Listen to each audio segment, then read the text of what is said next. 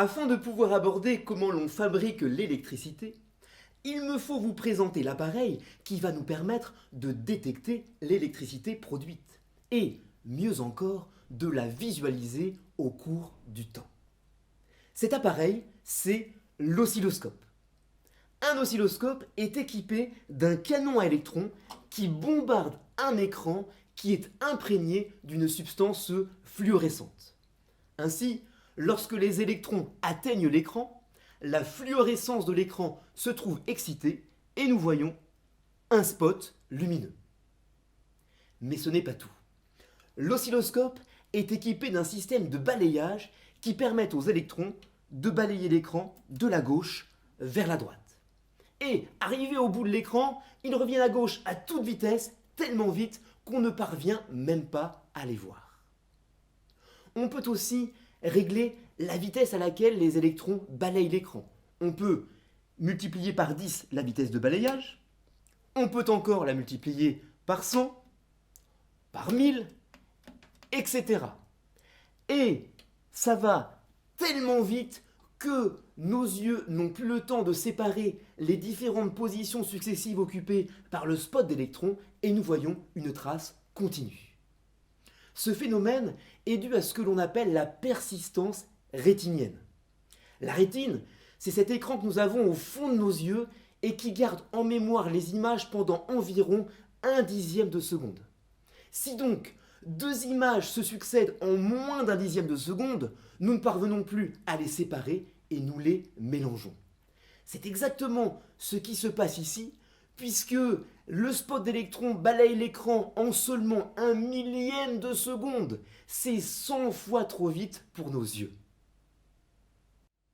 Alors, ces considérations sur la persistance rétinienne et sur le canon à électrons de l'oscilloscope sont fort intéressantes. Mais en quoi peuvent-elles nous aider à visualiser une tension électrique? Eh bien, l'oscilloscope est doté de deux plaques horizontales qui sont pour l'une situées au-dessus de l'écran et pour l'autre en dessous de l'écran. Et ces deux plaques sont reliées aux bornes de branchement noires et rouges qui se situent en bas de l'oscilloscope. Imaginons donc que l'on relie par exemple la borne plus d'une pile à la borne rouge, celle qui est reliée à la plaque du haut. Alors, la plaque du haut sera chargée positivement. Mais les électrons, eux, sont négatifs. Or, les charges plus et les charges moins s'attirent. Ainsi, les électrons seront attirés vers la plaque positive. Ils vont remonter, ils seront déviés vers le haut. Faisons maintenant le contraire. Imaginons que nous ayons relié la borne plus de la pile à la borne noire, celle qui est reliée en bas de l'écran de l'oscilloscope. Cette fois-ci, les électrons qui sont négatifs seront attirés vers la borne du bas qui est positive et on aura une déviation des électrons vers le bas. Si donc on constate que les électrons sont déviés vers le haut ou vers le bas avec un oscilloscope, c'est que l'on a détecté une tension électrique. Actuellement, on n'a rien qui soit branché sur l'oscilloscope et donc les électrons se déplacent tranquillement au centre de l'écran sans être déviés ni vers le haut ni vers le bas.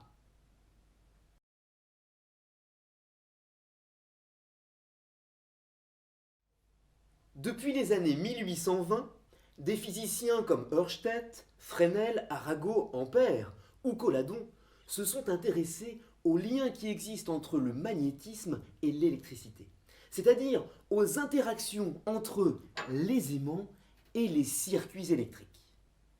Et c'est au physicien anglais Michael Faraday que l'on doit, en 1831, la découverte du phénomène d'induction électromagnétique ayant permis la fabrication de l'électricité à grande échelle.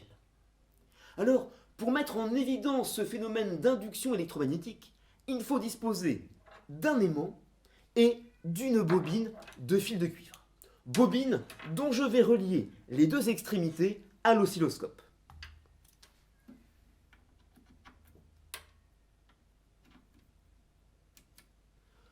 Observe-t-on une déviation du spot d'électrons vers le haut ou vers le bas, traduisant le fait qu'on aurait ainsi créé une tension électrique? La réponse est non, puisque le spot d'électrons continue sa course parfaitement horizontalement au centre de l'écran.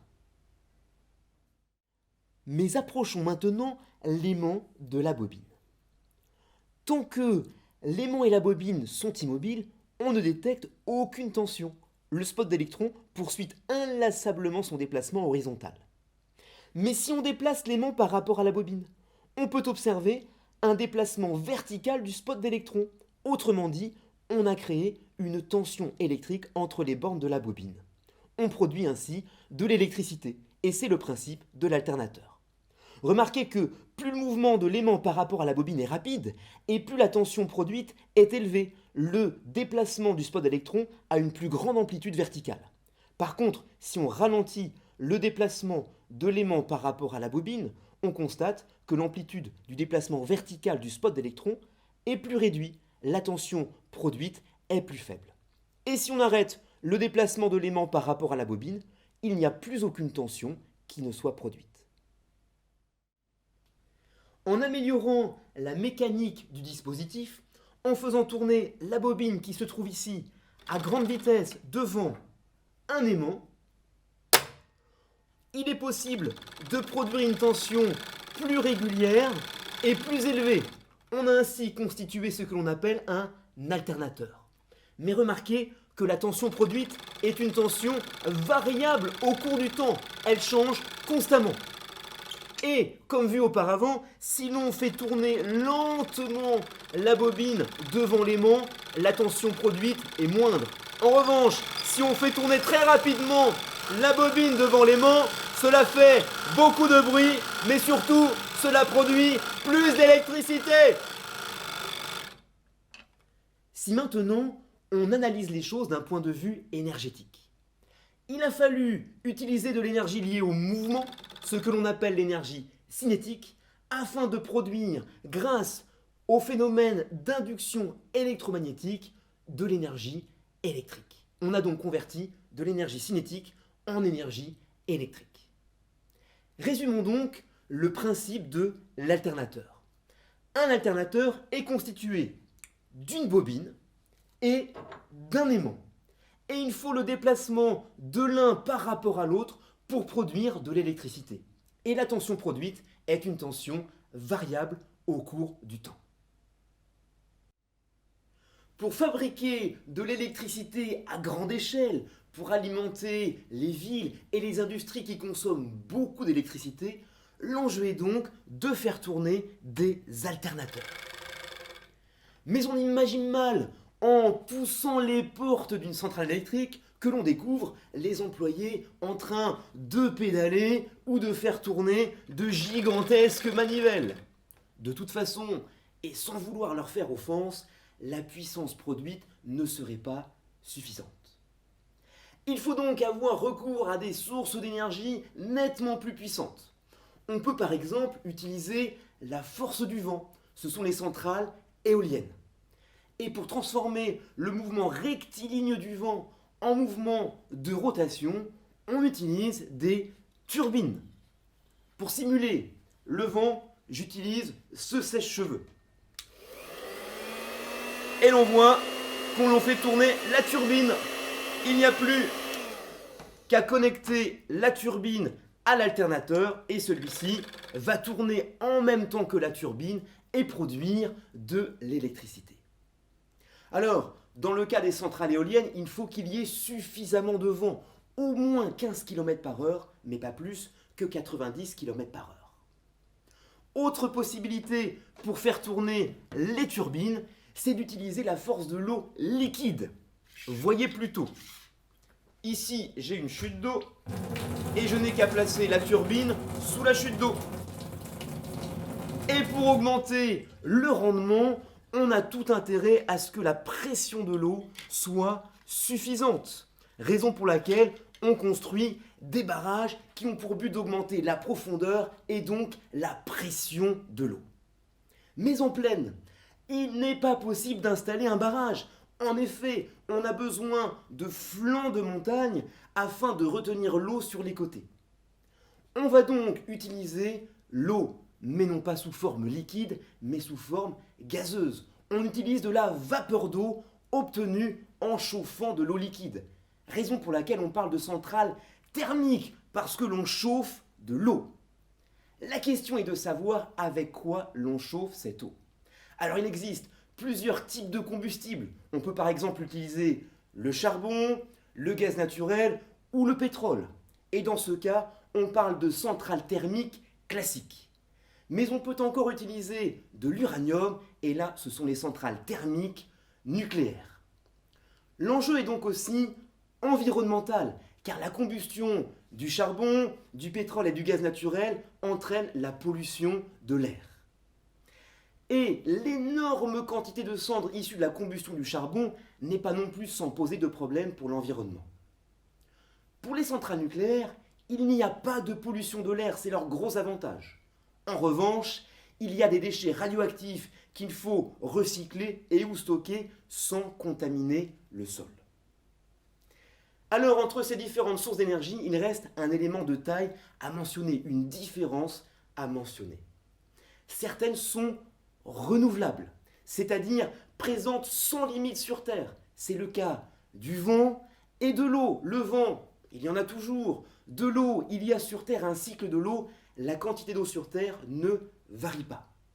En revanche, le charbon, le pétrole, le gaz naturel et l'uranium ne se renouvellent pas à échelle de temps humaine. Ces sources d'énergie sont présentes en quantité limitée sur Terre. On parle de sources d'énergie fossiles. Maintenant que nous avons vu comment faire tourner les turbines qui sont reliées aux alternateurs des centrales électriques et produisent de l'électricité, regardez bien la lampe qui est reliée à l'alternateur. Eh bien, voyons quelle est la forme de la tension produite par les centrales électriques. La tension qui est disponible dans les prises de courant et que l'on appelle la tension du secteur. La voici à l'écran de l'oscilloscope. On dit que c'est une tension variable sinusoïdale. Un mot compliqué, mais c'est le mot que les mathématiciens ont donné à cette forme particulière de signal parce que c'est en lien avec la fonction mathématique sinus. Alors cette tension sinusoïdale, elle est tantôt positive, tantôt négative. On dit qu'elle est alternative. Cela veut dire que le courant change constamment de sens.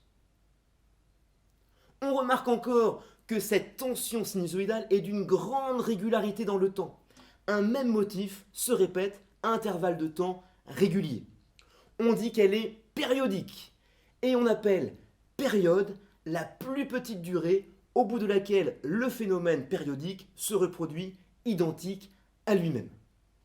Au niveau des caractéristiques chiffrées de la tension du secteur, en France, la tension efficace est entre 220 et 240 volts. En moyenne, on retient 230 volts.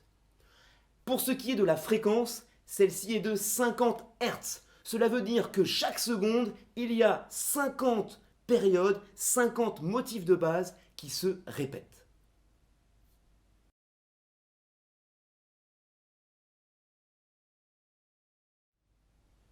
Les premiers générateurs électriques qui ont été inventés n'étaient pas les alternateurs, mais c'étaient les piles. La première pile a été inventée en 1800 par le chimiste italien Alessandro Volta. Il a d'ailleurs laissé son nom à l'unité légale de tension électrique, le volt. Dans une pile, pas besoin de mouvement, comme dans les alternateurs pour produire l'électricité. Dans une pile, ce sont des réactions chimiques qui sont à l'origine de la production d'électricité. Ce sont donc des générateurs chimiques qui convertissent l'énergie chimique en énergie électrique. Alors profitons de l'oscilloscope pour visualiser la tension produite par une pile comme celle-ci. On peut constater que la tension produite par la pile est une tension qui est constante au cours du temps, elle ne varie pas. On parle de tension continue. Dans une pile, lorsque tous les réactifs chimiques ont réagi, la pile cesse de fonctionner et il faut la remplacer. Mais il est hors de question de jeter les piles usagées avec les ordures ménagères ou pire dans la nature parce que les substances chimiques contenues dans les piles ne sont pas du tout sympathiques. Il faut donc les rapporter dans les nombreux points de collecte qui existent, par exemple au collège. Et justement, pour éviter une trop grande utilisation des piles, les chimistes ont développé des générateurs chimiques rechargeables, ce qu'on appelle des accumulateurs. Et la plupart de nos appareils du quotidien, les appareils portables comme les téléphones, comme certaines montres, les ordinateurs portables ou les tablettes, contiennent des accumulateurs. Et lorsque plusieurs de ces générateurs sont associés en série afin d'obtenir une tension plus élevée, on parle de batterie, de pile ou d'accumulateur. Par exemple, en observant cette pile, on croirait qu'il n'y en a qu'une seule. Mais en réalité, en démontant le boîtier, on s'aperçoit qu'il y a 3 piles à l'intérieur. C'est une batterie de piles. Mais attention à l'emploi du mot batterie. Une batterie ne désigne pas nécessairement un générateur électrique. Par exemple, en musique, une batterie, c'est un ensemble de percussions. Les militaires, eux, ont des batteries de canon. Et dans votre cuisine, vous avez peut-être une batterie de casserole. On voit donc que le mot batterie désigne un ensemble d'objets. Dans le domaine de l'électricité, une batterie est une batterie de piles ou d'accumulateurs si ces générateurs sont rechargeables.